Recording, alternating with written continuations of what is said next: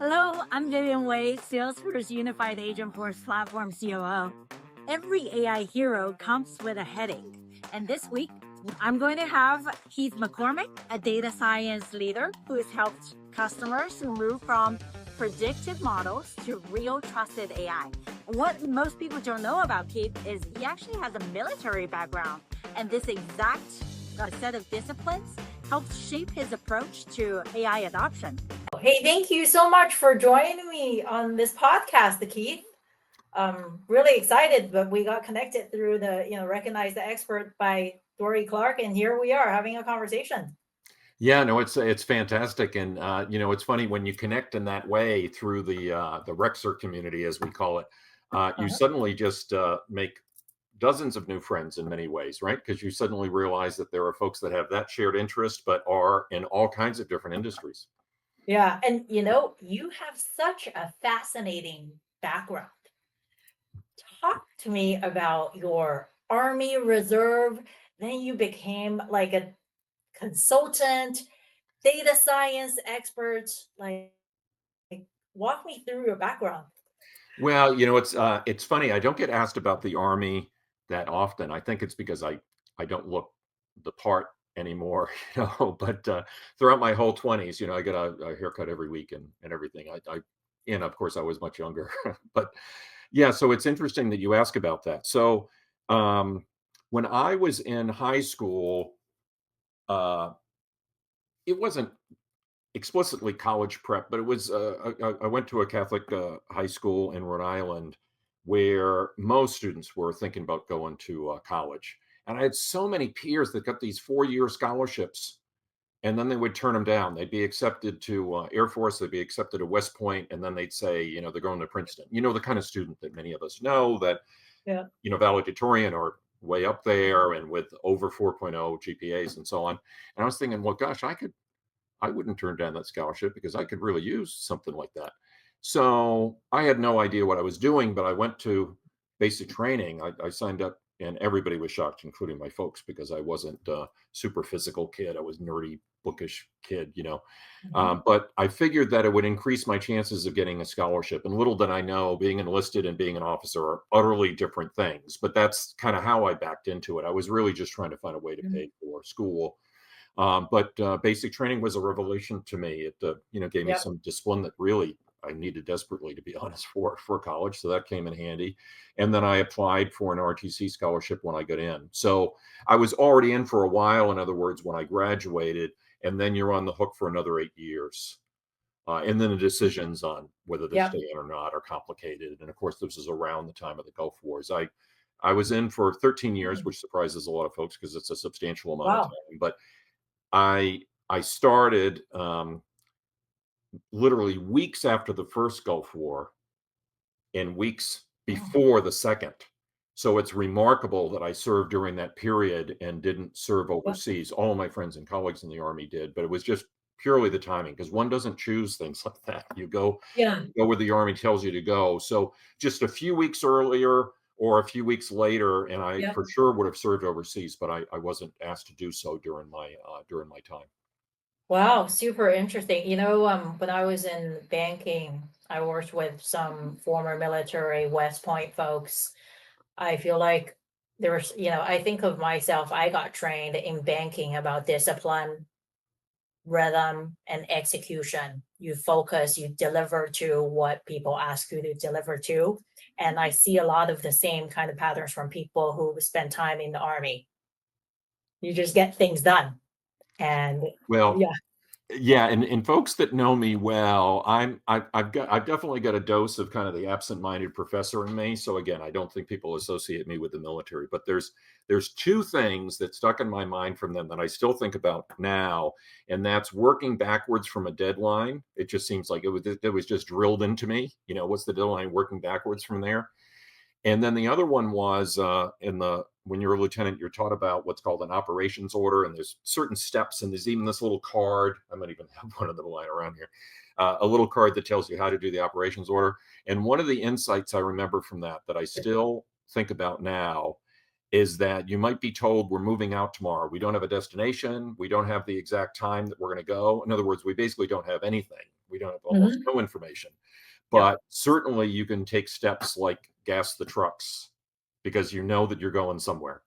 Yeah. Yeah. So that idea that, okay, we don't have complete control over the situation, we don't have complete knowledge, but we can identify things that will be fruitful to get started on, even though we're Mhm. operating in an environment of complete lack of clarity.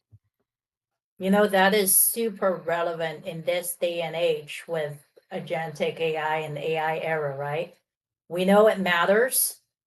The path is not always clear, especially from a leadership team level, because I think there are few companies that have really figured it out, and you just have to keep moving and iterate and improve and find that path. And it's not always like, a straight path. Sometimes we go into mistakes, but then you pick up and learn and improve. Um, so tell me, okay, so that's a fascinating experience. Thanks for sharing. How did you then get into data science? I mean, like 10 years ago, this was a very nascent area. What got you into it? Well, obviously, a lot of us had twists and turns in our careers, and it makes sense in retrospect. I thought I was going to go to grad school. I thought for sure I was going to get a PhD in psychometrics, which probably doesn't sound much like AI, but kind of psychology and statistics in a blender. And I thought for sure that that's what I was going to do. And I got a job using some SPSS skills, the statistics software that I had developed as an undergrad. And I got a chance to do that part time while I was thinking about, was I going to be an entrepreneur, or was I trying to find a full time job? Was I Yeah. going to do grad school? And I was really leaning towards grad school. Yeah. And then I got an opportunity to teach introductory SPSS training Uh-huh. up in the SPSS office in Arlington. And I enjoyed that so much that next thing you know, I was doing it like 40 weeks a year. I would teach, some kind of introductory class all over the place. Uh-huh. And it was the beginning of a career. And I just kept on postponing grad school. And then after a while, it became clear Yeah. that I had gone a different direction. Yeah, but that's how it started. And then SPSS bought a much smaller company. SPSS themselves, of course, was not a huge company, Uh-huh. several hundred employees. They bought a Yeah. much smaller company that made one of the very first predictive analytics workbenches. It was called Clementine. Uh-huh. A handful of people still know that name. Through acquisition, it became IBM SPSS Modeler. Oh, interesting. See, I studied a little bit of like math. I studied math and it took statistics. I used like Stata, different programs, Of right? course, yeah. Such interesting history. So share more. Like what? So you went into teaching. What was kind of like your aha moment that pulled you into this AI and shaping how you mentor people? Well, that period that I was describing is how I realized that there was this thing called machine learning and predictive analytics. We keep on changing the names, don't we? It makes it Right. hard to tell these stories Yep. sometimes. The name changes every 3 years or so. So statistics kind of became data science, and machine learning fell under that. And then, I was reflecting on when I started to think of myself as doing AI and not just statistics and machine learning. It was probably not that many years ago when, for a couple of years, I worked for a company called Cloud Factory.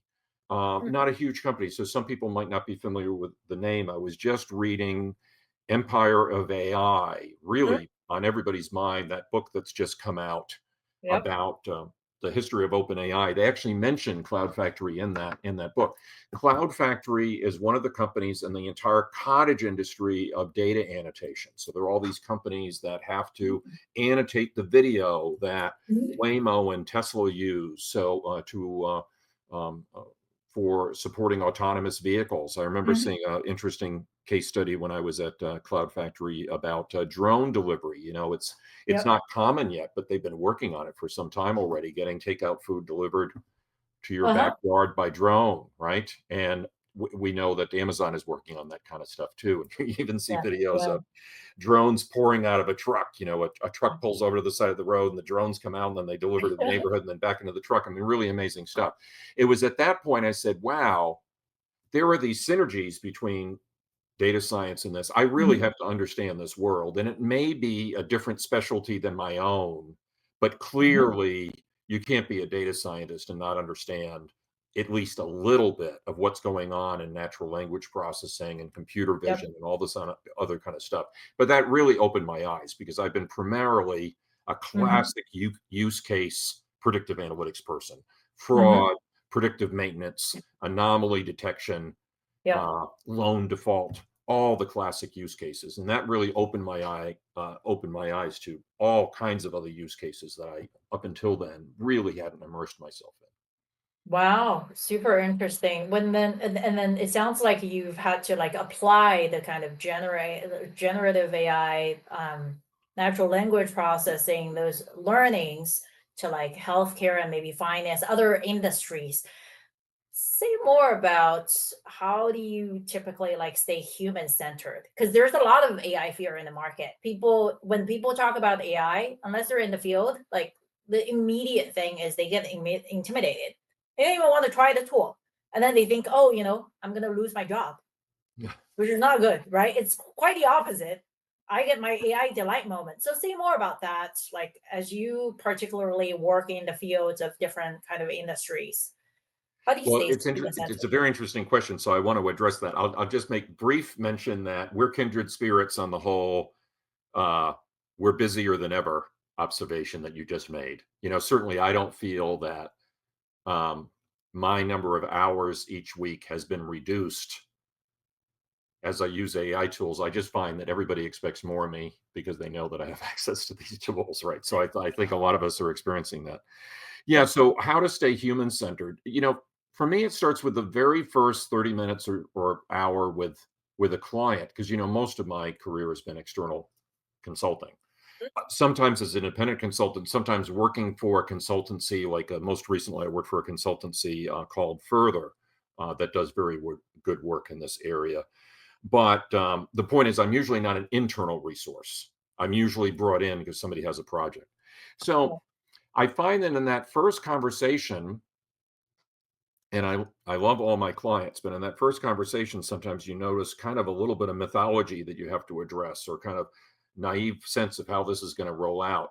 Usually in their minds, they're comparing a completely manual process, that's Mhm. only humans and no model, Yep. to this new one that's going to be all this powerful AI magic and no humans. And of course, that's never the case, right? So even if the Mhm. model was in the form of business rules or something like that, there was some kind of human computer collaboration that you had before, Yep. that you've got KPIs for and metrics, and you know how that works, and you know what your performance is. You're not starting from scratch, in other words. And then you're going Yep. to move to something that's never going to be complete computer. Because even, for instance, if you built an amazing fraud model, Mhm. you're still going to have the person who's going to get in the car, who's probably an ex-cop, that's going to drive out to do the investigatory Yep. part of it, right? So Yep. there's always a human computer system before, and there's always a human computer system after. And I Mhm. have to remind clients that if we're going to measure how effective this is, if we're going Yep. to measure the Yep. ROI, it's the previous system compared to the Mhm. new system.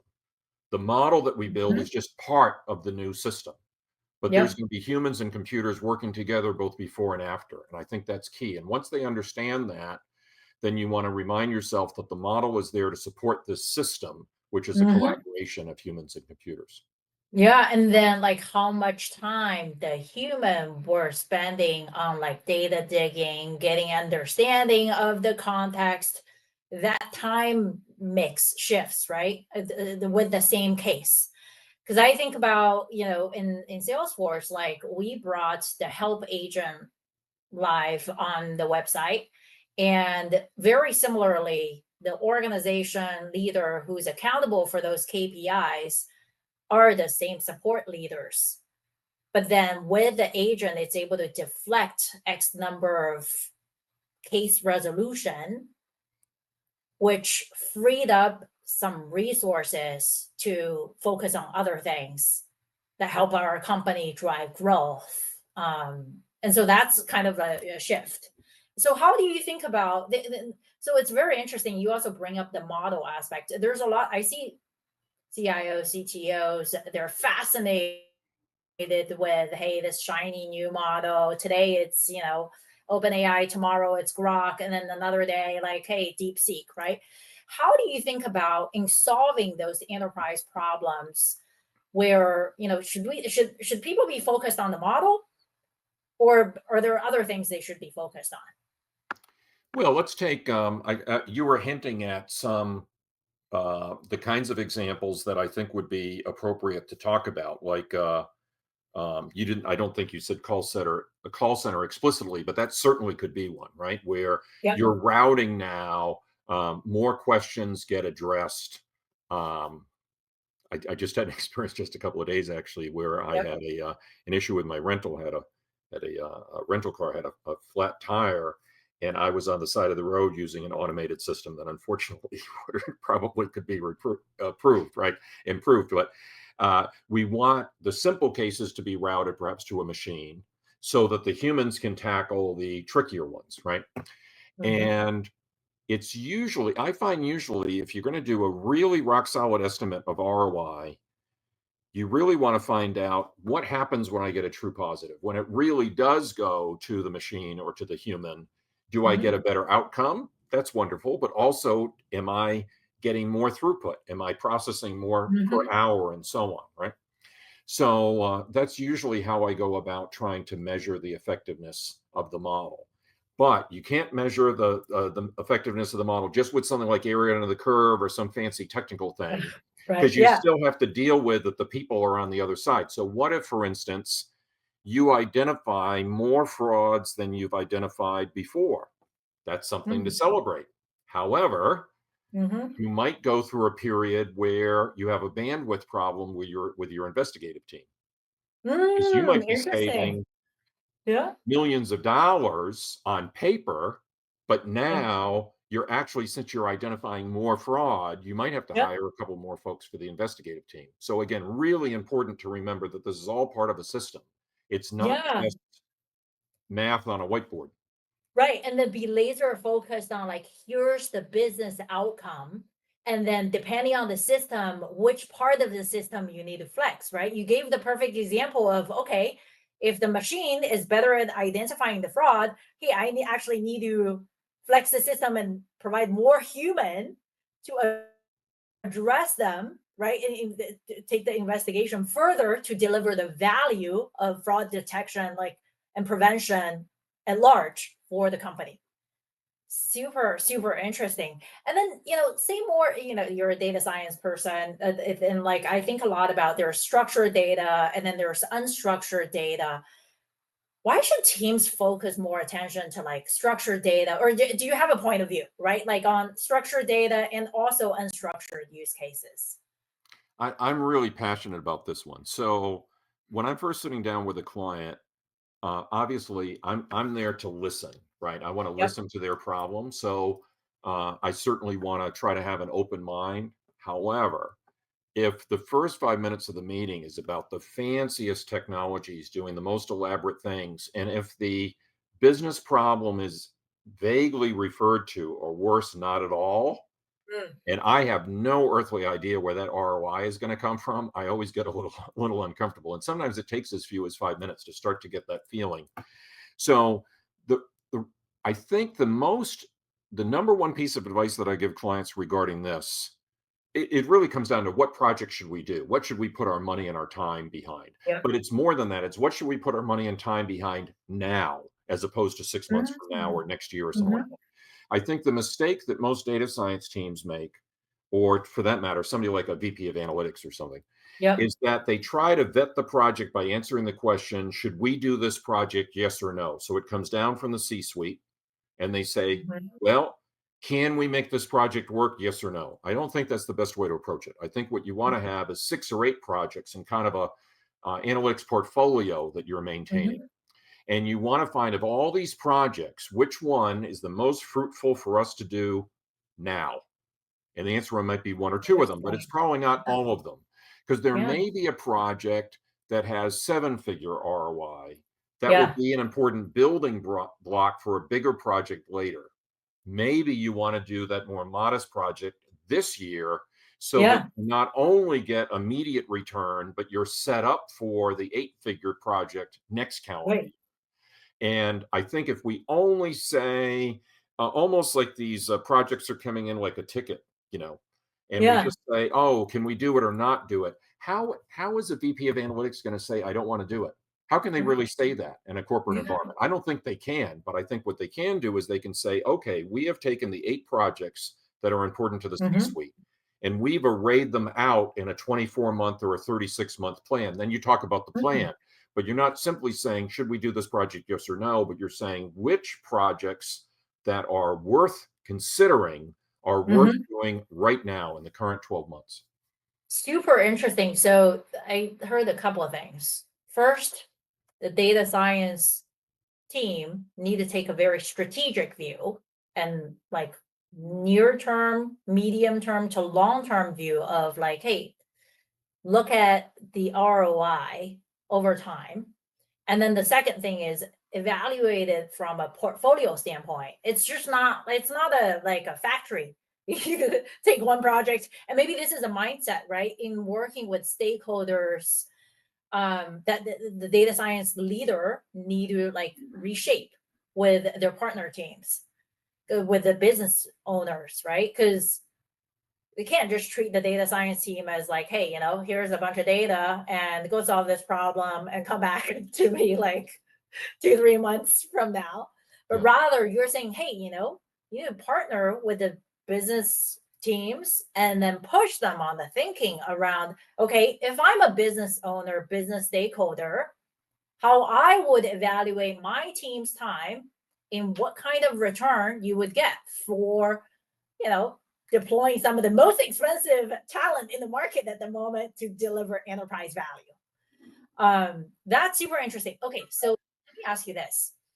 A So lot of just to data science. just to say Yeah. one more thing about that, Yep. is since I didn't explicitly use the word structured, or the phrase structured data in Mhm. my answer, if you do that, if you do what we were just talking about, and you try Yep. not to treat data science like a short order cook, Yep. one ticket, Yep. first in, first out kind of a food ticket.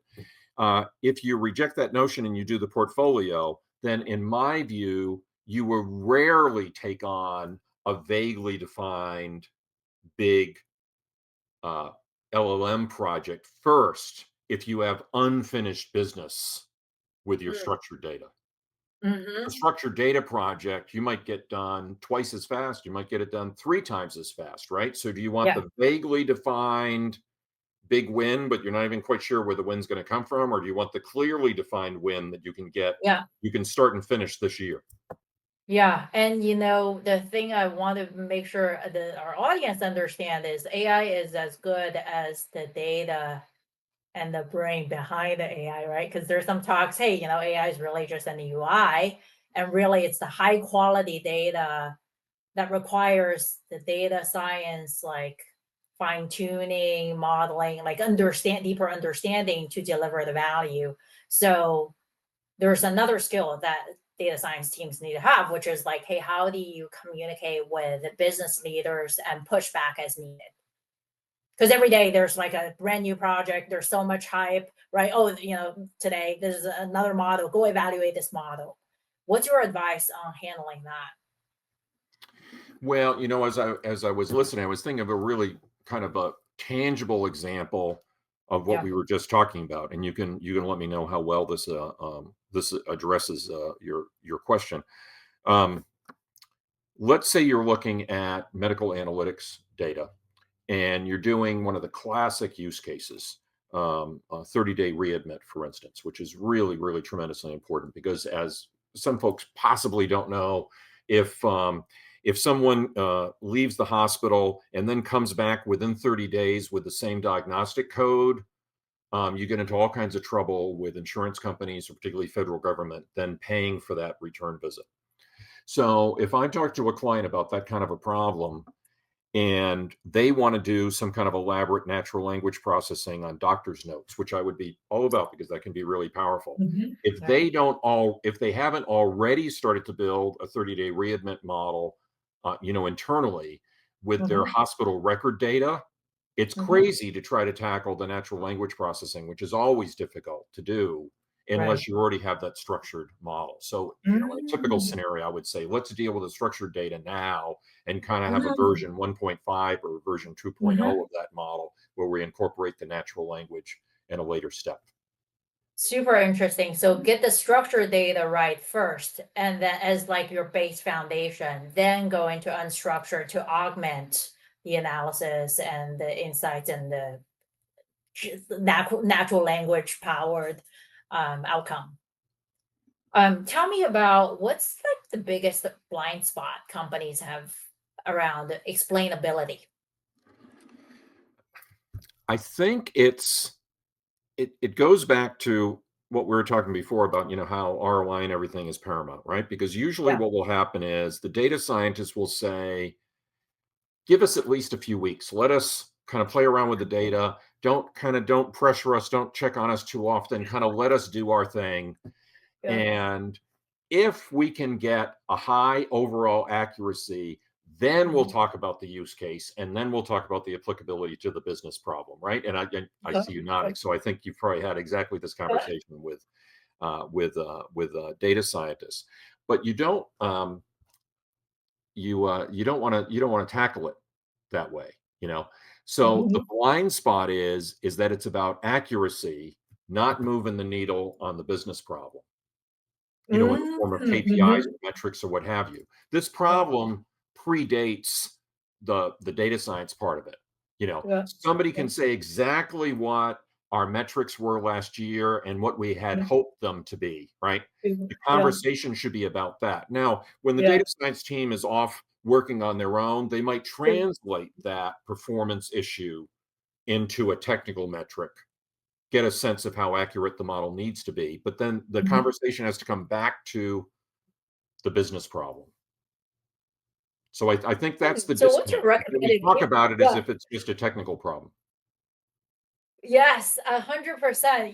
This reminds me of my data center compute planning days where I worked very closely with the data scientist, and then we have the operational team to make decisions on how many racks we need to order Yeah. to get go into our data centers. I guess the question for you then is what is the ideal kind of iteration velocity? Like how often do you like are you suggesting, hey, don't leave your data science team to, go into their lab for 2 or 3 weeks, right? Like, but then I also don't want to be in their face every day. Yeah, so and I didn't explicitly bring in the explainability piece, right? So if they go off on the if you don't talk about the business problem, and if you don't establish a business metric like uh something like only 17% of our call center queries are getting processed by our AI model or something like that. And we want that to be 30 or 40%, right? So you need a Yeah. business metric there.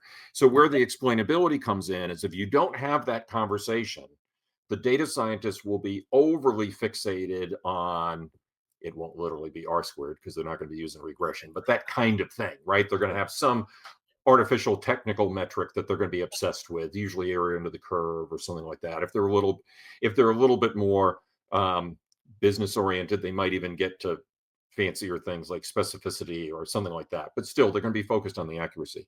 So what's going to happen is that they're going to come back from their 6 or 8 weeks of alone time with Hmm. a black box model. Hmm. And then what if you then have to bring this model to the commissioner of insurance for your state or all the states where you operate? And now there's no way that black box model is going to meet the requirements. And then all of a sudden, something like explainable AI, which I think can be very powerful, has to Yeah. get built on top of that project. You need to have that conversation in the beginning.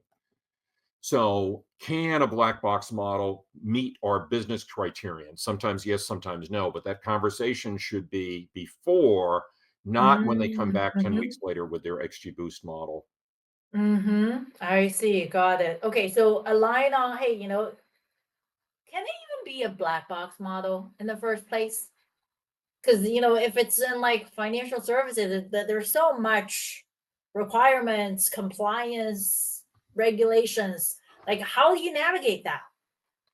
Well, I think There's an academic at Duke that I love to quote. Her name is Cynthia Rudin, and I saw her give a keynote that the theme of which was basically we probably build complicated models more often than we should, right? Right. So there's a whole conversation that we could have about that. But I think there are times that a black box model combined with explainable Mm, AI can work.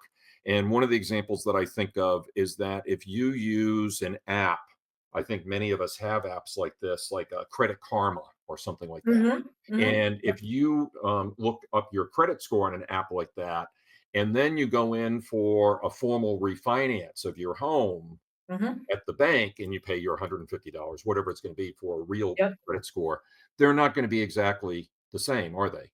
Because the Credit Karma model Right. is on about a dozen variables, and the Yeah. real credit score is on over 100 variables. So I think Super there is a interesting. way to Yeah. have a Yeah. proxy for the black box model so that you can have both. You can have explainability. It might not be perfect one-to-one correspondence, but you can have Right. explainability and not have to forego the more Yep. powerful, more accurate model. I think you can have both. I think you can, but that's Yeah. again, one, it's not entirely the data scientist's decision. In fact, in many ways, Right. it's not their decision, it's a business decision. And Yeah. so having that conversation after they come back with a model that they've built and fallen in love with, that's the Yeah. wrong time to have that conversation. You have the Yeah. conversation at the beginning of the project. Yeah, have the conversation early. And then I think what you're alluding to is it goes back to the business use case. What is the target audience and how much and to what extent do you explain the model so you can have both, ideally, like best of both worlds, right? Have the model that works really well to generate the outcome, but also explain it in a way that the end users can understand. Okay, great. Hey, thank you. Thank you so much, Keith.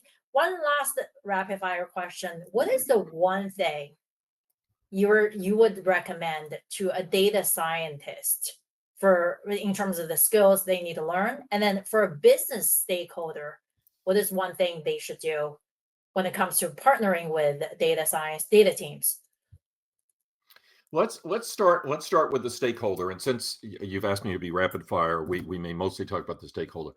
Well, for instance, I am spending the next year at Darden School of Business at UVA. The whole Yep. very interesting long story about that. It's almost like a visiting professor of practice. That's not the title, but it's almost like that. So I've been having this kind of conversation because those students aren't going to become data science practitioners. They're going to become managers and executives, Mm-hmm. but certainly everybody's going to have AI on their mind, no matter Yep. what department within the enterprise that they work, right? Right. So I'm a big fan of somebody like that who wants to get an appreciation of what the AI and machine learning folks are doing, is to experiment Mm. with a low code tool because it's the kind of thing that you can get some appreciation of what's going on in a couple of hours, and then you can spend your time on use cases and playing around with interesting things, Yep. not feeling like you have to learn coding for 6 months and then get to the part that as a manager or an executive is going to be the part that Yep. you care about. Yep, yep, perfect, perfect. This is where I would recommend people do the agent Blazer training on Salesforce. You can do like this self-serve, take it anywhere you want, and study, like really learn about data analytics, AI, agentic AI. And to your point about getting hands-on, it is so critical these days. Unless you get hands-on, you really don't understand what you're talking to the teams about, right, as leaders of the enterprise. So thank you. That's a golden tip. That also future proofs your job in some ways, right? In a lot of ways. Everybody should Well, get if hands on. nothing else, it helps you understand what should take the team a month versus what should take the team 6 months versus what should take the team a week, right? I mean, Yeah, yeah, managers and executives should have a sense of that. yeah, yeah. Absolutely. Awesome. Hey, thank you so much, Keith. I really appreciate this conversation. I learned so much from you, and I look forward to the next conversation and look forward to your TED talk as well. Oh, yeah, I'm super excited about that. And I really had a fun time today. So thanks so much for inviting me. Thank you. Take care.